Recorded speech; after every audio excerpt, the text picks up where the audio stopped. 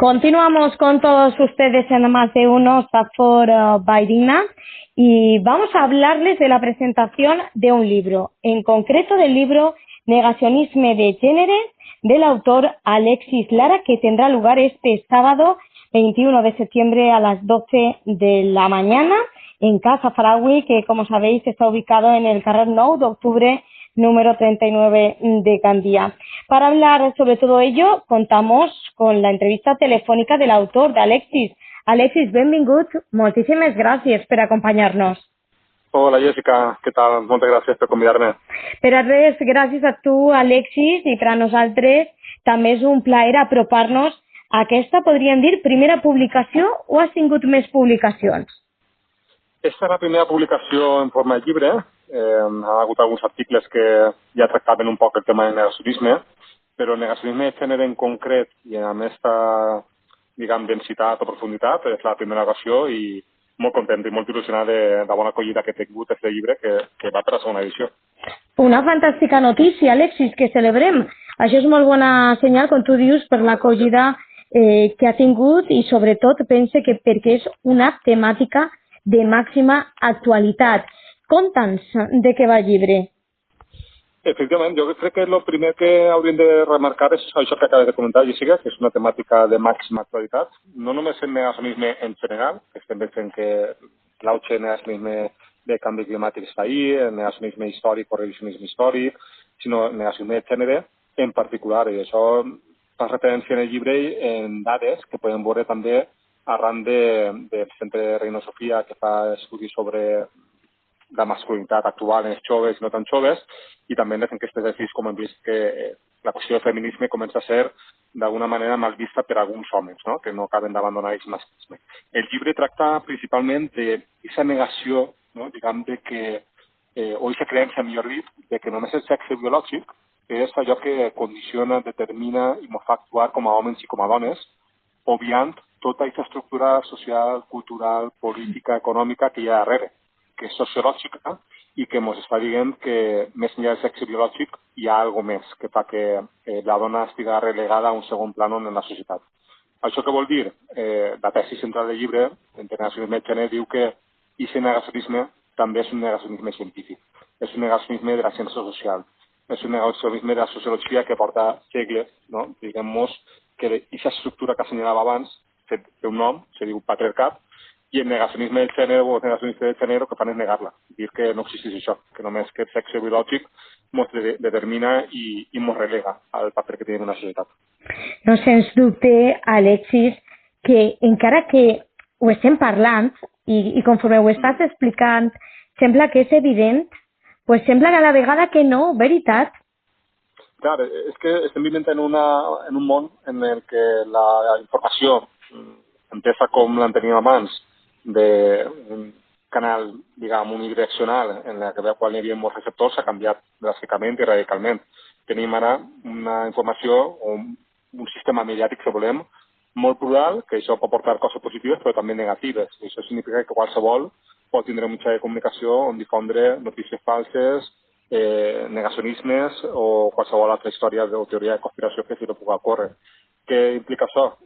Pues que tinguem realitats paral·leles convivint en el mateix espai-temps. O allà on nosaltres, sociòlegs, no sociòlegs, qualsevol persona, no? Pot veure que el masclisme perdura i continua en les nostres societats, com això ja podem corroborar o simplement la violència masclista i les més de 1.200 víctimes dones assassinades a mans de seus parells o exparelles. Això és un fet empíric, que és algo demostrable i contrastable, doncs hi ha gent que se nega a negar, no? A negar que això existís i que d'alguna manera el que estan creant és una realitat paral·lela per la qual tot això no existís. És un tema que una vegada comences a rascar comences a observar que no és simplement, diguem, que no n'hi ha prou pedagogia o divulgació científica al respecte, sinó que entronca amb moltes altres qüestions, entre altres la que ja mencionàvem inicialment, que és el sistema mediàtic, i la desconfiança mediàtica en els mitjans de comunicació tradicionals, però també la desconfiança política institucional, que també podem veure moltes dades al respecte, des del CIS, del Research Center, de la Universitat d'Oxford, que comencen a alertar-nos que la democràcia no és el sistema preferit per a una gent en Espanya i que cada volta s'estan més descontent en el funcionament de la democràcia en tot això el que implica, no? El descrèdit de certes dades ministerials, el descrèdit de certes dades mediàtiques, etcètera, provoquen en última instància això que estic comentant, no? Aquesta negació d'una realitat empírica i demostrable per ciències naturals i les socials.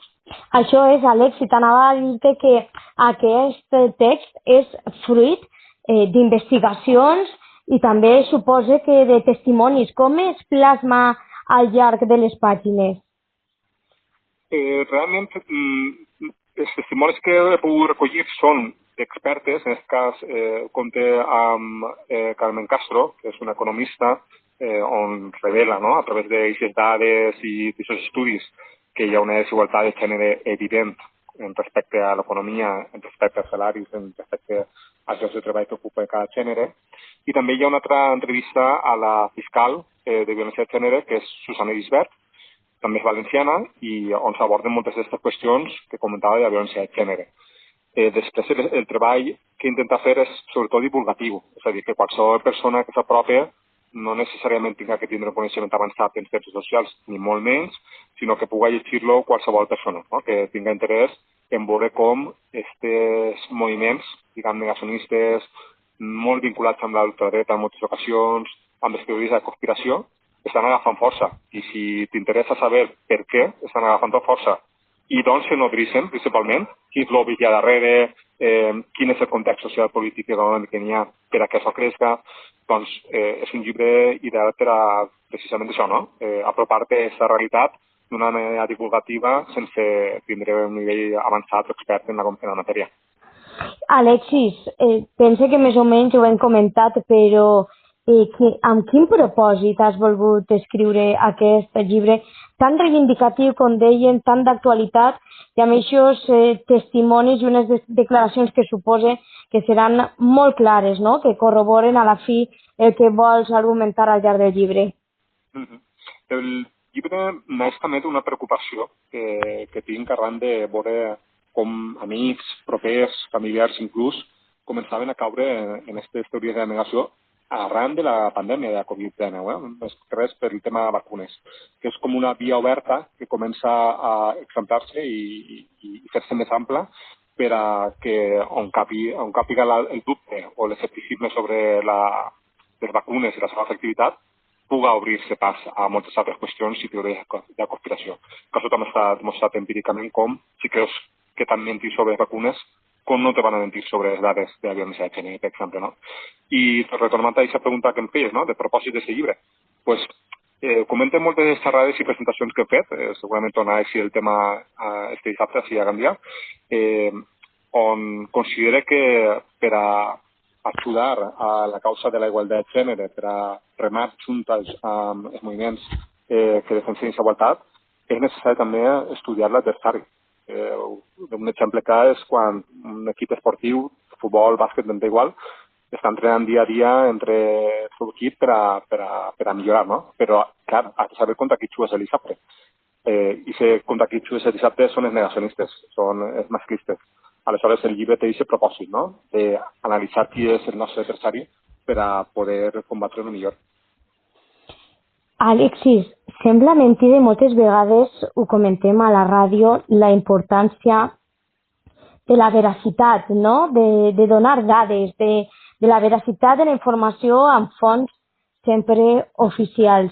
Però t'adones compte amb aquestes coses, no?, i després d'estar parlant amb tu, de la desinformació que hi ha, veritat? Sembla mentida que estem patint aquesta situació. Sí, unes xifres que posa al llibre, per exemple, molta gent no ho coneixerà, perquè aquesta qüestió de la desinformació i de les empreses del negoci de la desinformació i de la monetització de la desinformació venen de lluny, venen dels Estats Units també, de tot allò que veiem de Cambridge Analytica, de les eleccions de 2016 de Trump contra Hillary Clinton, i per fer-vos una idea, el 20% de la població estadounidenca considerava, pensava, s'havia cregut la fake news de que Obama era musulmà. Un 20% de la població, això són milions i milions de persones. Ve lluny aquesta qüestió de la desinformació.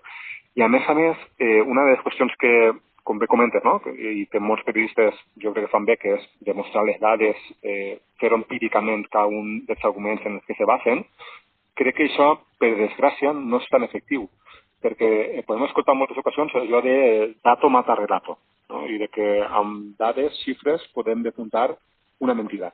Però és fals.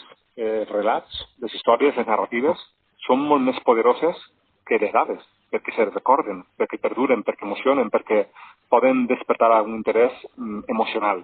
Aleshores, això és una batalla que és molt complicada de donar, perquè les ciències socials i les ciències naturals, jo parlo com a sociòleg, es basen en les dades, però hem d'argumentar d'una manera que siga més, diguem, que apel·le més a la persona, que siga més memorable, per tal de que perdure aquest argument, perquè de lo contrari el que trobem és que els relats s'imposen a través de fake news per aquestes emocions, i estem veient ara també amb aquesta oleada màxima que hem vist també al Regne Unit de racisme, no? D'intentar inventar-se històries de que els violents són els immigrants, quan realment són persones que han nascut inclús, no? En el cas dels Estats Units, Regne Unit, han nascut allà mateix, en el mateix país.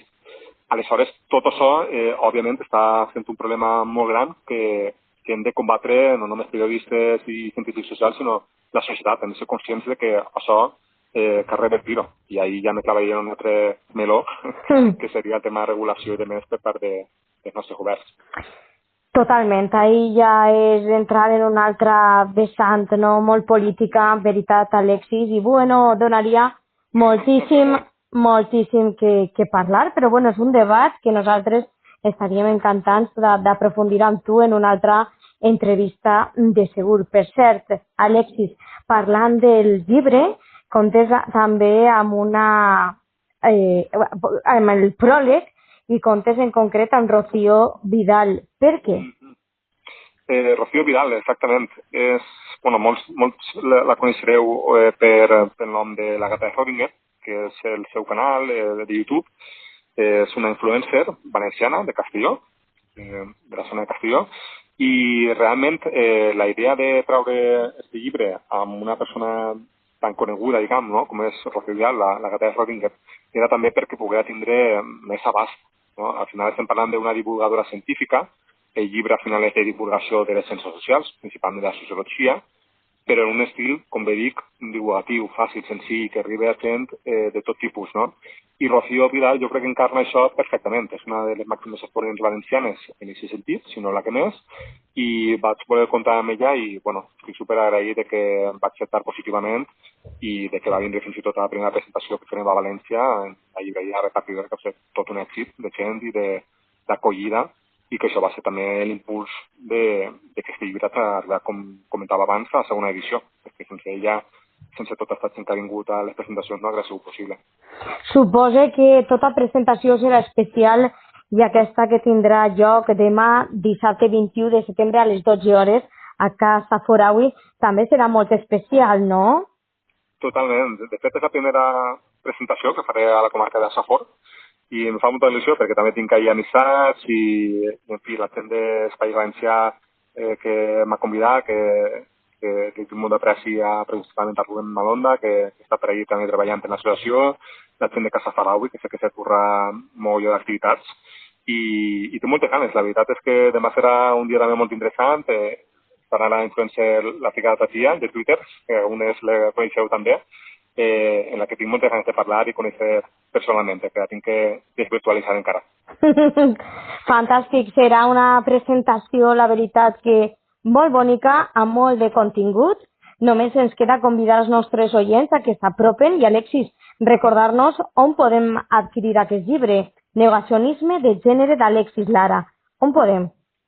Negacionisme de gènere, l'expansió de mites de l'antifeminisme, es pot considerar qualsevol llibreria de la institució Alfons Magnànim, si per exemple no la teniu en la vostra llibreria de confiança, i per tant seria tan fàcil com entrar en la pàgina web i les despeses són gratuïtes. Per tant, això és una opció, i si no, doncs, qualsevol llibreria de Gandia, pregunteu que segur que la trobareu.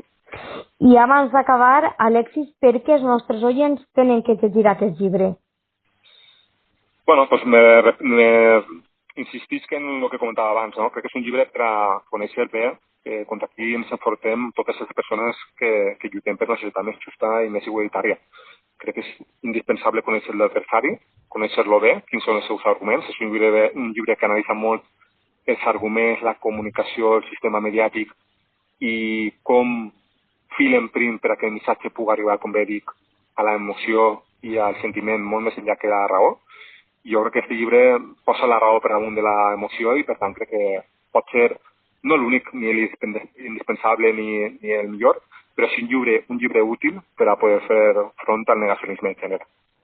Alexis, de veres que ha sigut un plaer parlar amb tu.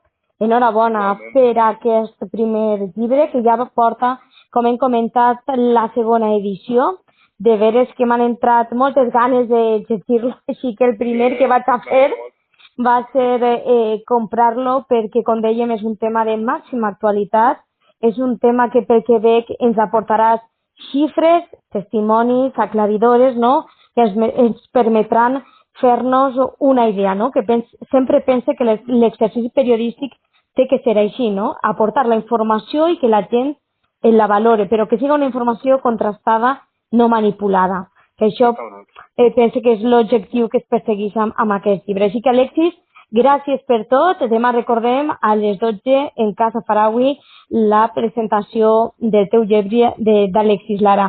Gràcies per tot, una forta abraçada i molts èxits. Moltíssimes gràcies, una abraçada per tots també. Gràcies. Gràcies. Gràcies.